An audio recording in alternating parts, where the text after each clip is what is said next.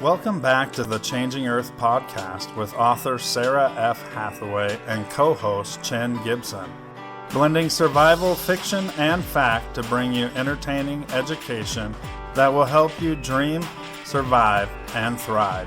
And now, here's your host, Sarah F. Hathaway and Chen Gibson. Issue was brought up. I guess there's a big debate over the use of wasp spray for self-defense. And I didn't realize it was such a hot topic.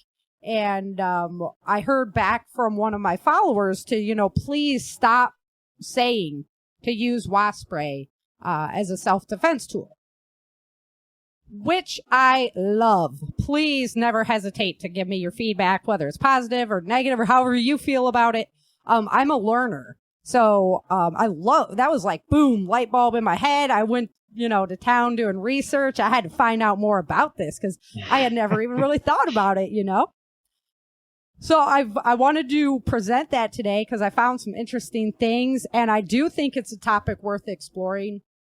I also want to say that in my personal life, like me personally, I don't carry wasp spray or pepper spray. And so I do appreciate the video that you sent, Chin, from the ammo. Lucky Gunner. From Lucky Gunner Ammo, yeah. I do appreciate that because that was interesting to see like why you would choose to carry something like that. Yep. Most of my defense tools are injury causing. So. Yep. Yeah. Well, was it him or was the other guy, the police officer, where they talked? Actually, some of them might be good in not like a crowd, like more than one assailant. Right, as right. Well. Chuck went over that. So let's, we'll get into that kind of at the end because I want to present some alternatives if people are curious, Oh no, actually that wasn't the first video because I didn't watch all of the first video. I just watched like the beginning of it. So, but some of them do the fog spray. Yeah, he was talking about the difference between the spray, the stream, and the gel. Yeah, whether you're in like a riot situation. The good and bad, the uses for each kind. Yeah. Yeah. So, Yep. And they were like in the hospital or confined, spaces, they might use one thing or, whatever. So, the wind is a factor on one thing. Wind it was a good on the one, but not, we could throw that link up in the chat. I'll that way people can check that out when they have a moment. Because that was a really great video on different options that you can pick up. So let's go over a little bit first, what I found. If you're curious about what I personally rely on, it's my body, my training. I carry a knife and a gun with me all the time. And then I also have a window breaker that I train with a lot and like that. So, personally, I don't carry any of those sprays because we're going to find out, none of them are like 100% reliable. So I know that my tools that I've been training with are 100% reliable. I don't have to, kind of question whether this is going to work or not. If I'm in that position, then, get ready to go one-on-one with Sarah because it's, you pushed me to that position. Now we're in it, Okay. You don't want to go one-on-one with Sarah. I'll step back. Got your space. 5 foot nothing, 100 and nothing. Yeah. I love it. So over at tacticalstarsandstripes.com is kind of where I started. He did a good article that was a comparison between wasp spray and pepper spray. Both of these have toxic side effects when used. They both can cause temporary blindness, breathing difficulty, and nausea. Wasp spray, though, can induce erotic behavior, increase the heart rate, and have really abnormal side effects. And it's because of the different chemicals that are used in the two products. So some people say that wasp spray, sprays farther and can foam up kind of thing to distract them and whatnot. And there's actually pepper sprays that go farther than wasp spray does. No doubt you're going to pick up wasp spray a lot cheaper than you pick up the DPS spray. However, there's legalities involved. And it sucks that when we're in a self-defense situation, we have to talk about legalities, but that's just the reality of it. If you survive the encounter, but now you lose your house because of legal fees, I mean, it definitely doesn't make sense in the grand scheme. That's kind of you want to prep for, so maybe wasp spray might not be the best prep for a bad situation. Right. I mean, if you're in the middle of something, you're like life and death struggle. Well, you use what's close at hand, but I would think, and then worry about it after. But if you're prepping for something, then you get the good stuff that you can. That's legal. Mm-hmm. That's legal to use in that situation. Yeah. So wasp spray contains neutralizing chemicals. I can try and say them, but they're really hard. They're scientific. Post it. Pythyroids and Parenthians.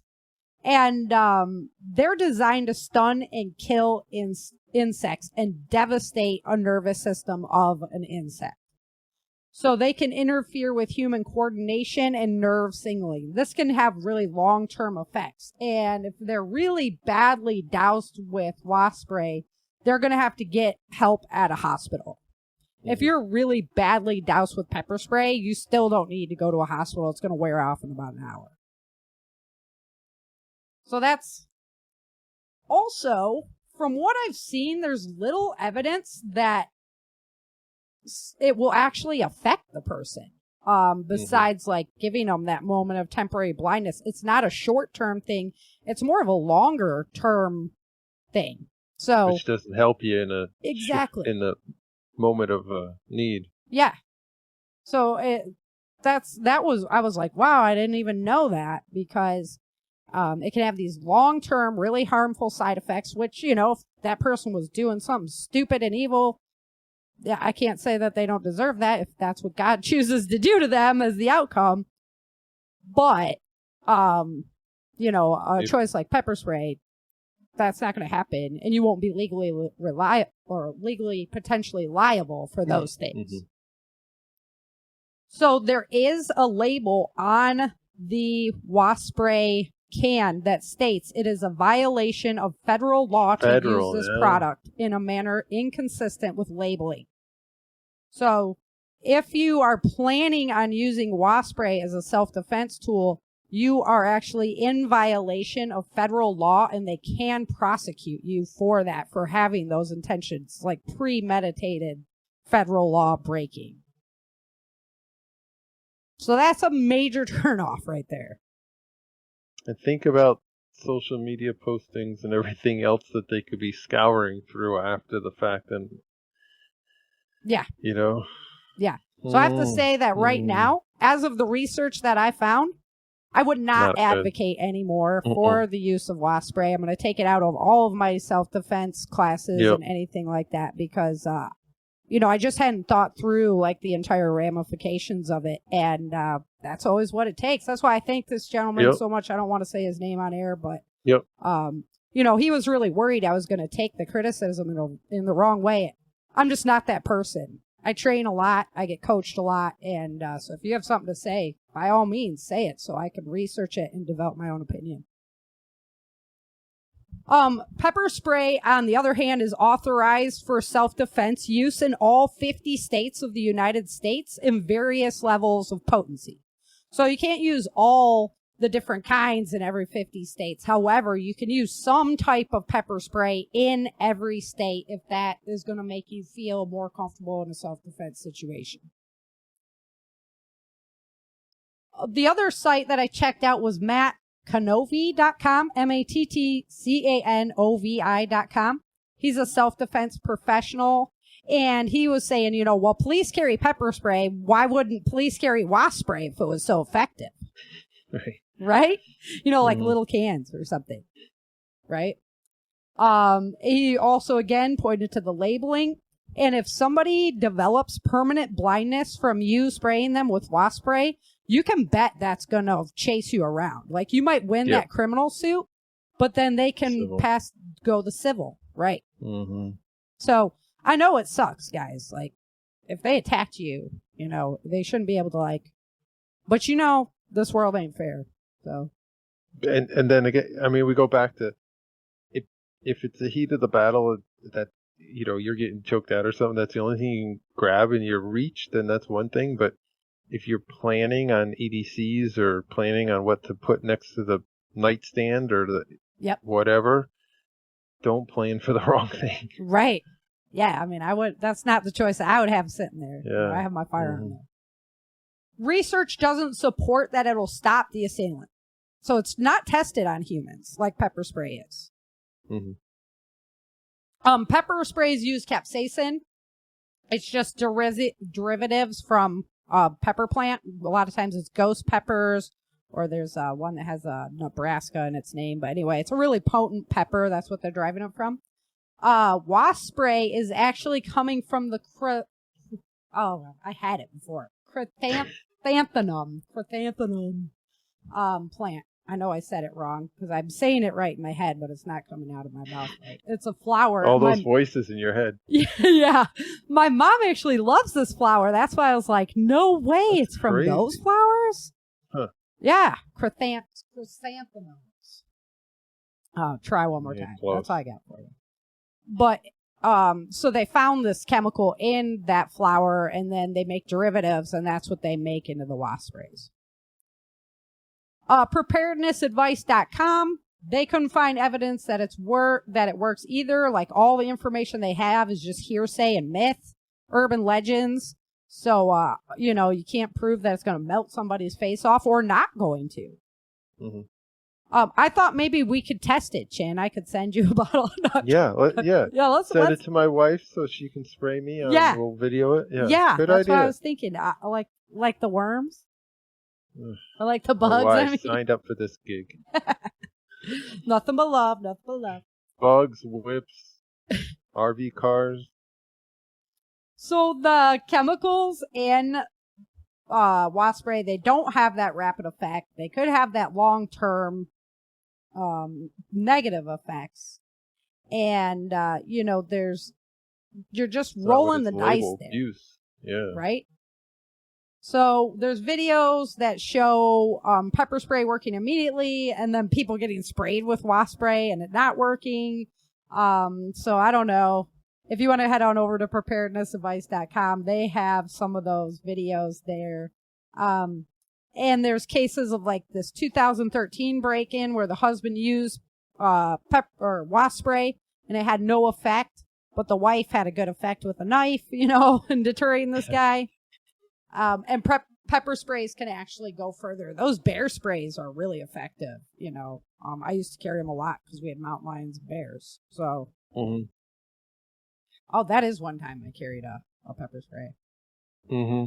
So the comments on that preparednessadvice.com is actually what I found most interesting because they had people like law enforcement people and all kinds of people up in there chiming up as to what's going on. So I thought that'd be fun to go over a little bit of that. And somebody said, well, pepper spray isn't legal here. Must be from a different country. Like I know in Australia, pepper spray isn't legal. And it's like, well, why are you living there then? Go live someplace you can defend yourself. So hopefully I can get Ellen out of there eventually. Mm-hmm. She'll be out here like 3 weeks.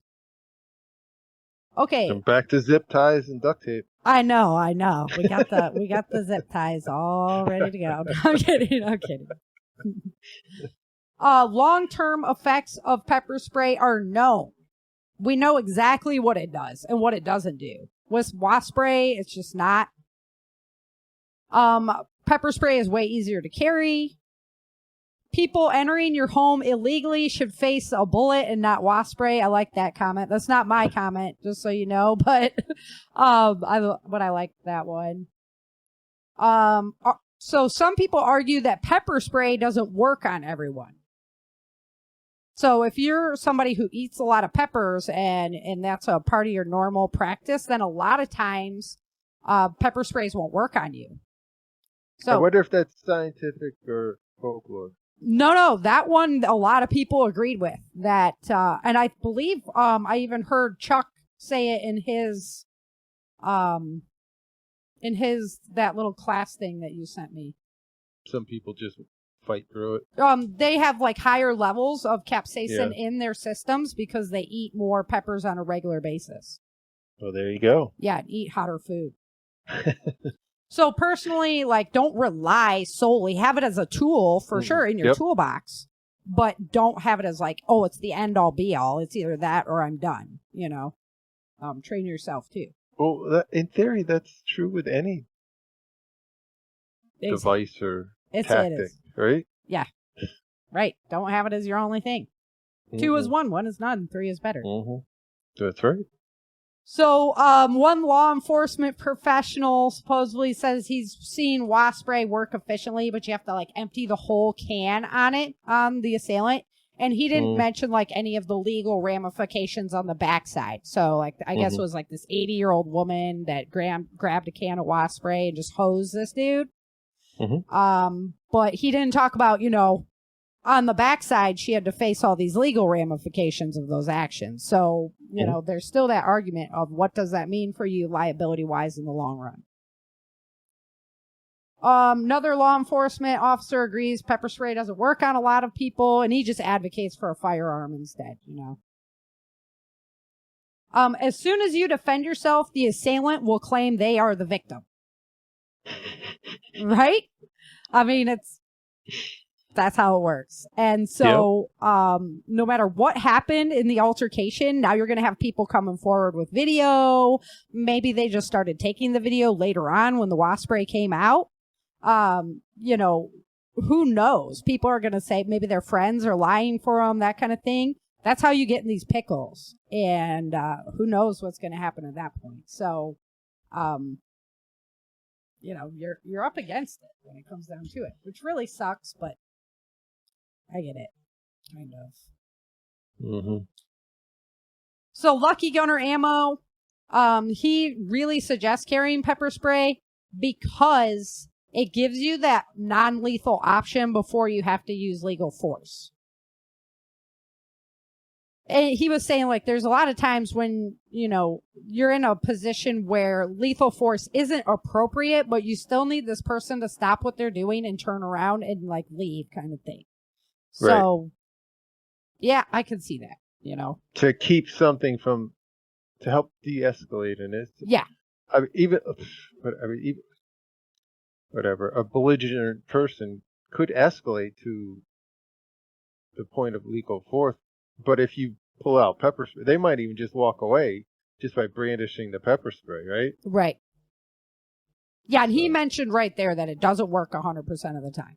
Right. So be prepared that it might not work. But if you only have a firearm on you, and I mean, you can't brandish it with, I mean, right. That's you your pull only it out option. when it's not. Yeah, you're kind of. Yeah, so I can see that. You know, I can understand that argument for sure on why you'd want to carry it. But that's legit. So from the pepper spray is from oils. They know what kind of inflammation it causes. It works well on animals like dogs and bears. It's like you might not want to shoot somebody's dog who's just, you know, aggressing you, maybe not biting you, but who's just aggressing you, but you want that animal to go away. And I always felt the same way about bears, too. I have a large respect for bears and the bear species, but I really don't want to be a victim of a bear attack. Bear's dinner. Right? Exactly. So, and I believe if you're going to kill an animal, then you better use it from head to toe. That's a big commitment with a bear. So if I was going to shoot a bear, it better be like I have time to take care of this animal and give it the respect that it deserves, you know. So that's why I carried the bear spray, air horns, stuff like that. To just please leave me alone. I really don't want to shoot you right now. Pepper spray, the effects are going to pass in that hour-long period. And the wasp spray, you know, has those long-term side effects, with the lack of evidence that it's very effective in the short term. So even he echoed that sentiment about avoiding the wasp spray as your backup plan. And he also was pointing out about how a lot of the packaging is really similar in pepper sprays, and there's like very different things inside. So you need to practice, know what's in your hand, know what's in your kit, and know how to use that product. So Yeah, he was saying one thing said pepper spray, because that was just like the generic, what it was labeled. And then when you read what it actually was, it was like a stream. Mm-hmm. It produced the pepper substance in a stream. Yeah. But they, across the top in big words, it said pepper spray, because that's just like Kleenex and tissues, right? Everybody calls them Kleenex or whatever, because it's just a common word nowadays. Yeah, so you're thinking you're going to be able to hose somebody and it's like this stream and to hit them in one eye. Yeah. Right. It was a good video. I mean, he showed a distance, kind of, it said 10 feet, but really at 10 feet you were lucky if you could get it in their eyes. And 7 feet it was really, arch. Yeah, the arc. Yeah, right? Yeah. Here it comes, But I did listen to all of what Chuck Haggard had to say as far as the different options that you could choose. He really didn't like the bludgeoning weapons because they can have so many legal ramifications. They're not legal in a lot of places. Yeah, and the collapsible ones weren't always.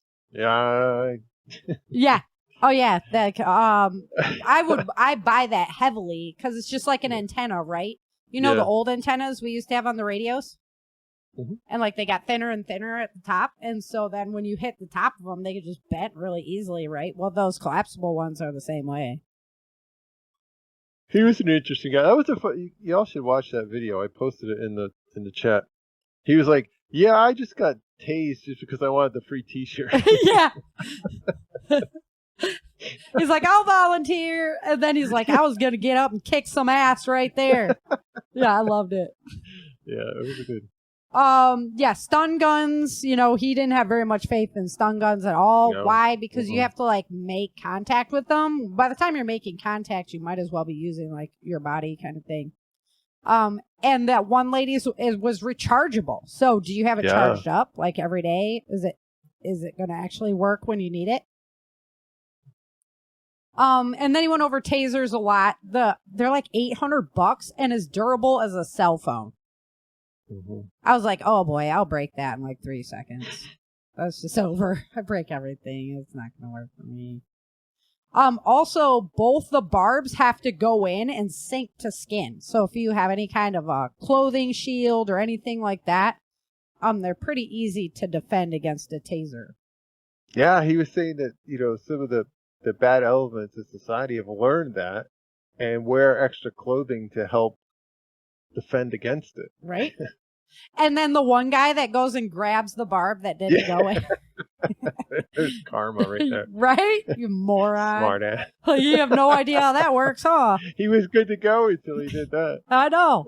I know how that works because I use the TENS unit on myself all the time. That it's like a little electrical current that helps your muscles and stuff.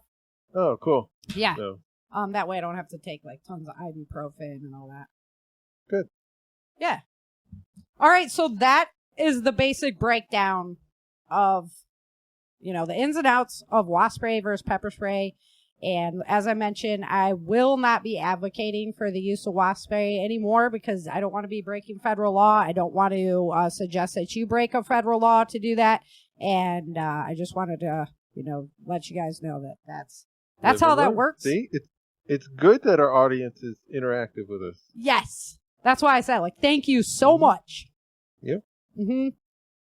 If you ever got anything, bring it forward. Let's discuss it.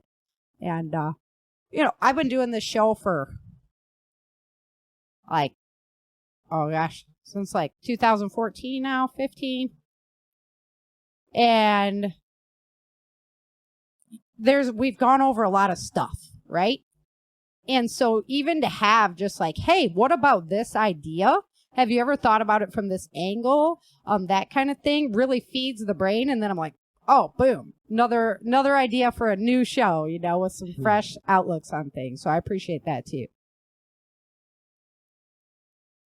We've gone over a lot of survival topics. Yeah. Alrighty.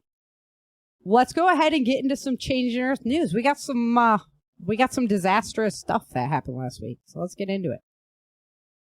All right, until next time and next year, remember, Dream, Survive. thrive. Thank you for joining Sarah and Chen for this episode of the Changing Earth podcast. Don't forget to pick up your copy of Day After Disaster, Without Land, The Walls of Freedom, Battle for the South, Dark Days in Denver, and The Endless Night at www.authorSarahFHathaway.com. If you love the Changing Earth series and podcast, become a supporter while you're there. Then head over to iTunes or Amazon and let everyone know by leaving